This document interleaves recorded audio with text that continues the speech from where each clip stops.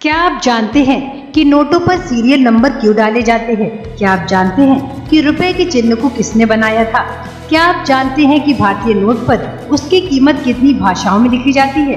तो चलिए स्टार्ट करते हैं आज का वीडियो कुछ ऐसे ही रोचक तथ्यों के साथ जिनको शायद आप नहीं जानते होंगे।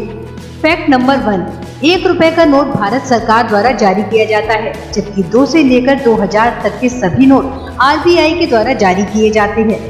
फैक्ट नंबर 2, 10 रुपए के सिक्के को बनाने में 6 रुपए 10 पैसे की लागत आती है। फैक्ट नंबर 3, आपने नोटों पर पड़े सीरियल नंबर्स तो जरूर देखे होंगे, लेकिन क्या आपने कभी सोचा है कि आखिर नोटों पर ये सीरियल नंबर क्यों डाले जाते हैं? दरअसल नोटों पर सीरियल नंबर इसलिए डाले जाते हैं ताकि RBI को पता चलता रहे कि इस समय मार्केट में कितनी करेंसी है। फैक्ट नंबर 4, भारत के अलावा इंडोनेशिया, मॉरिशस, नेपाल, पाकिस्तान और श्रीलंका की करेंसी भी रुपया ही है। फैक्ट नंबर 5, भारतीय सिक्कों पर सन के नीचे एक विशेष निशान बना होता है। इस निशान को देखकर आप पता लगा सकते हैं कि वो सिक्का कहाँ बना है। फॉर एग्जाम्पल, यदि किसी सिक्के पर सन के नीचे डायमंड यानी हीरे का निशान बना है तो इसका मतलब है कि वो सिक्का मुंबई में बना है, और अगर किसी सिक्के के नीचे डॉट का निशान बना है तो इसका मतलब है कि वो सिक्का नोएडा में बना है। इसके अलावा अगर किसी सिक्के पर सन के नीचे स्टार का साइन बना है तो इसका मतलब होता है कि वो सिक्का हैदराबाद में बना हुआ है।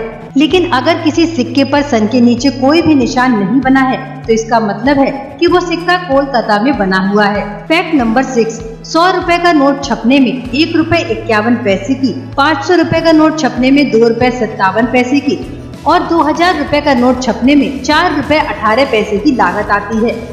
फैक्ट नंबर 7, 10 रुपए और 50 रुपए का नोट छपने में 1 रुपए 1 पैसे की लागत आती है। फैक्ट नंबर 8, वैसे तो डॉलर की तुलना में रुपया काफी कमजोर है, लेकिन कुछ देश ऐसे भी हैं जिनकी करेंसी की तुलना में रुपया काफी बड़ा है।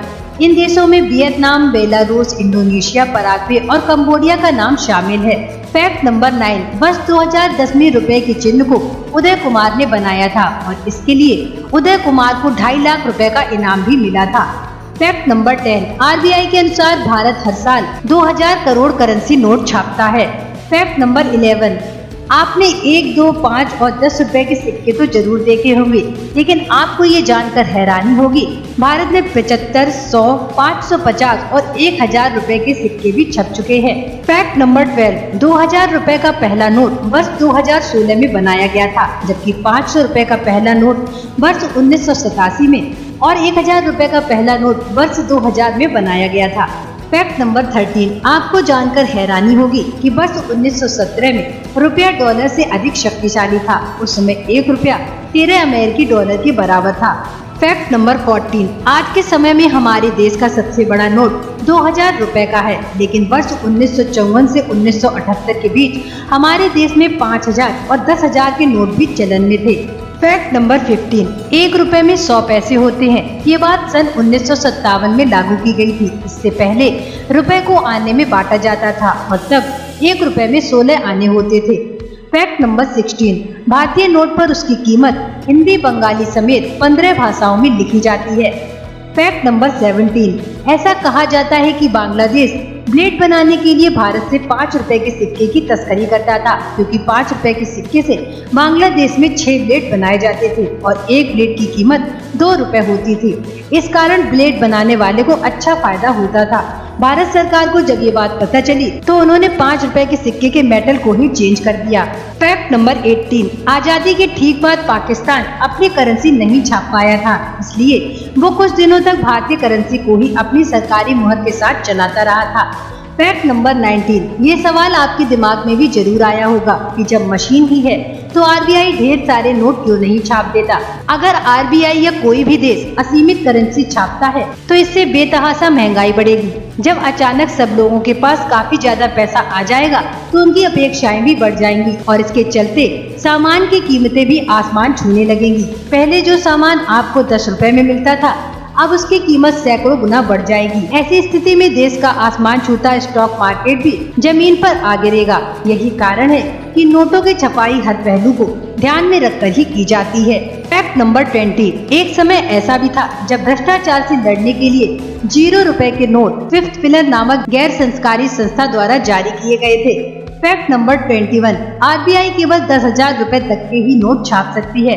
अगर 10,000 से ज्यादा कीमत के नोट छापने हैं तो उसको reserve bank of India act 1934 में बदलाव करना होगा। फैक्ट नंबर 22, वर्ष 2011 में पहली बार सिक्के पर रुपए का निशान छापा गया था। फैक्ट नंबर 23, भारत सरकार ने वर्ष 2011 में आधिकारिक रूप से 25 पैसे के सिक्के को रद्द कर दिया था। फैक्ट नंबर 24, भारत में रुपए का इस्तेमाल 16वीं सदी में मुगलों के जमाने में ही शुरू हो गया था। फैक्ट नंबर 25, 8 नवंबर 2016 को तो कोई भी नहीं भूल सकता, क्योंकि इसी दिन हमारे प्रधानमंत्री नरेंद्र मोदी ने भ्रष्टाचार को रोकने के लिए 500 और 1000 रुपए के नोट को अचानक से रद्द कर दिया था और नए 500 और 2000 के नोट को लागू किया था। फैक्ट नंबर 26, आजादी के बाद भारत में तांबे और एल्यूमिनियम के सिक्के बनते थे। स्टेनलेस स्टील के सिक्के वर्ष 1988 से बनने शुरू हुए थे।